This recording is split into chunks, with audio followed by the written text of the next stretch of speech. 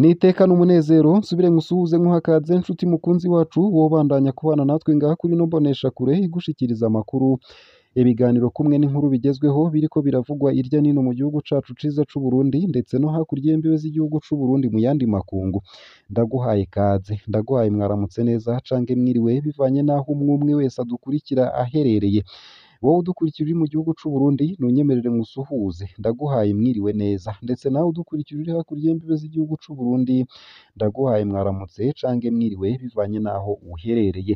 Utegerezwa gusa gufyonda sabone cange subscribe nawe utarafyondako hama ukabandanya urashikirwa n'amakuru, ibiganiro kumwe n'inkuru tubandanya gushikiriza biba biriko biravugwa irya nino mu gihugu c'Uburundi mu bisata bitandukanye nk'igisata c'inkino, igisata c'indero, igisata c'ubutunzi, igisata ca politike, igisata c'agateka ka zina muntu, igisata c'umutekano, igisata c'uburimyi n'ubworozi, igisata c'imigenderanire n'ayandi makungu kumwe n'ibindi bisata bitandukanye hoba mu gihugu c'Uburundi ndetse no hakurya y'imbibe z'igihugu c'Uburundi mu yandi makungu.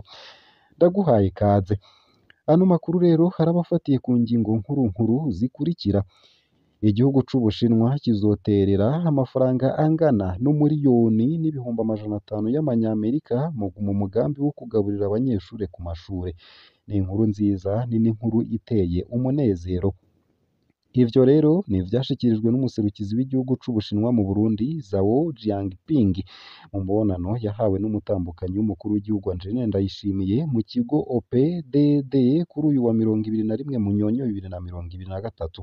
Muri uwo mubonano bakaba barayaze ku migambi irangurwa n'umutambukanyi w'umukuru w'igihugu Angeline Ndayishimiye abicishije mu rwego OPDD no muri Fondation Umugiraneza. Vyinshi kuri iyo nkuru ni mukanyi mu buryo bw'idonido ntuje kure. Nayo kandi umutambukanyi w'umukuru w'igihugu Angeline Ndayishimiye yafashe urugendo rumushikana muri Kenya. Mu gitondo co kuri uyu wa 22 Munyonyo niho Angeline Ndayishimiye yuririra indege ku kibuga mpuzamakungu Melchior Ndadaye imushikana i Nairobi muri Kenya. Umutambukanyi w'umukuru w'igihugu Angeline Ndayishimiye yitavye ubutumire bwa mugenzi we wa Kenya Rachel Ruto kubw'urubanza rwa Joyful Women Thanksgiving n'itanguzwa icese ry'isekeza turangana mw'ishirahamwe ry'abatambukanyi b'abakuru b'ibihugu bo muri Afurika OPDAD. Ivyo bikorwa bikaba bitegekanijwe kuba kuri uwa 23 Munyonyo 2023. Vyinshi kuri iyo nkuru navyo nyene ni mukanyi mu buryo bw'idonido ntuje kure. Hico utegerezwa nyene ni ukubandanya uri kumwe natwe. Nayo mu bindi kandi Uburundi bugeze ku madeni angana n'imiliyoni 600 bufitiye amabanki. Faustin Ndikumana arongoye Parisemu ntatahura ukuntu leta amadeni yaka amabanki yo mu gihugu aguma yibana umurengera. OBR ikavuga ko buri mwaka ko yunguka amamiliyoni umurengera, ariko ibibazo mu bisata bitandukanye vy'igihugu bikarushiriza kuba ndanze. Ivyo yabivuze kuri uyu wa 22 mu kiganiro yahaye abamenyesha amakuru. Ni nyuma y'umwihwezo ishirahamwe arongoye ryagize inyuma y'amezi arenga 3 leta itanga uyu mwaka mushasha w'ubutunzi. Vyinshi kuri iyo nkuru navyo nyene ni mukanyi mu buryo bw'idonido ntuje kure. Nayo Gabriel Rufyiri atera akamo amashirahamwe yigenga guterera mw'ishirwa mu ngiro ry'imbono y'Uburundi. Igihugu cifashe mu mwaka w'ibihumbi 2040, igihugu giteye imbere mu mwaka w'ibihumbi 2060.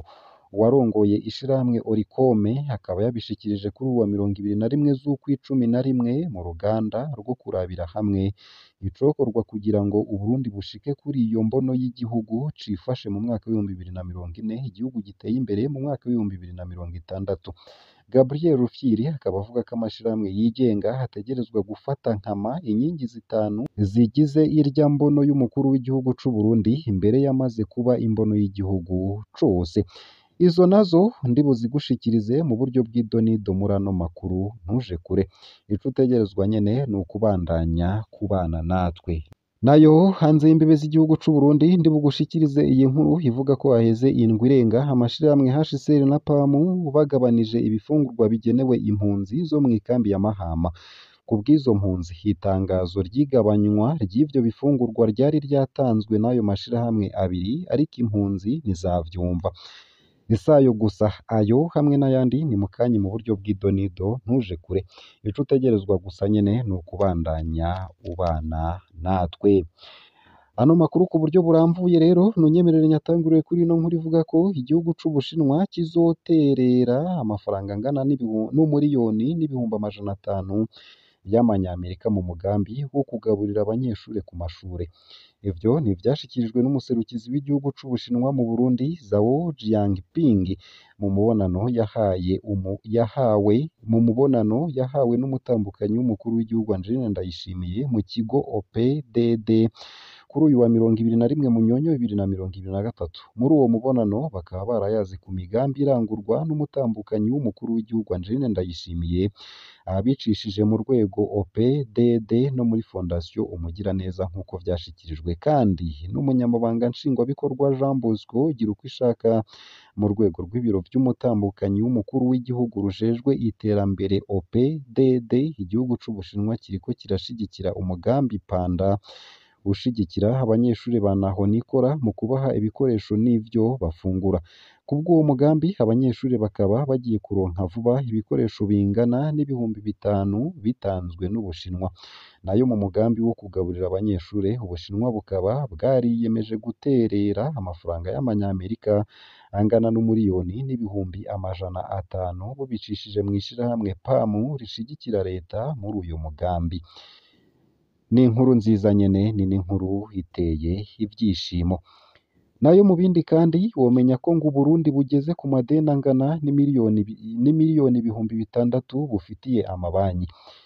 Faustin Ndikumana arongoye ishirahamwe Parsem ntatahura ukuntu leta amadeni yaka amabanki yo mu gihugu haguma yibana umurengera. OBR ikavuga buri mwaka ko yungutse amamiliyoni umurengera ariko ibibazo mu bisata bitandukanye vy'igihugu bikarushiriza kuba ndanze. Ivyo yabivuze kuri uyu wa 22 mu kiganiro yahaye abamenyesha amakuru. Ni nyuma y'umwihwezo ishirahamwe arongoye ryagize inyuma y'amezi arenga 3 leta itanguye umwaka mushasha w'ubutunzi. Faustin Ndikumana akaba ababazwa nuko amashuri abandanya abura ibikoresho, abaganga bata akazi bakigira gukora hanze, amabarabara yononekaye, amazi akaba ikibazo, ubushikiranganji bugikorera mu nzu z'abantu canke ibisata vya leta bigipanze ndetse n'ibindi, mu gihe amadeni leta yagumye isaba. Ivyo vyose akaba abona ko biva ku kuntu ingurane leta iba yatse mu mabanki itayakoresha ivyari bikenewe vyofasha kuduza ubutunzi bw'igihugu. Uwarongoye Parsem akavuga ko ivyo gukoresha amafaranga mu muco, gukoresha amafaranga hisunzwe imigambi yihuta kandi gwiza umwimbu hamwe no kumenya gukoresha neza amadeni bitoshirwa imbere ihangira Uburundi bwihaye butorishikako. Ikindi kibabaza Faustin Ndikumana ni ukuntu icegeranyo c'ukuntu amafaranga ariko arakoreshwa haheze ikiringo c'amezi arenga 3 ariko kitaratangwa. Ivyo hakabona ko binyuranye na wa mugenzo wo gukorera mu muco. Asaba leta ko imbere yuko hisubiramwo amafaranga izokoresha hobanza kuba kwicarana n'aberwa n'ikibazo c'ubutunzi kugira barabire hamwe ibisata bikwiye kuronswa uburyo bufadika.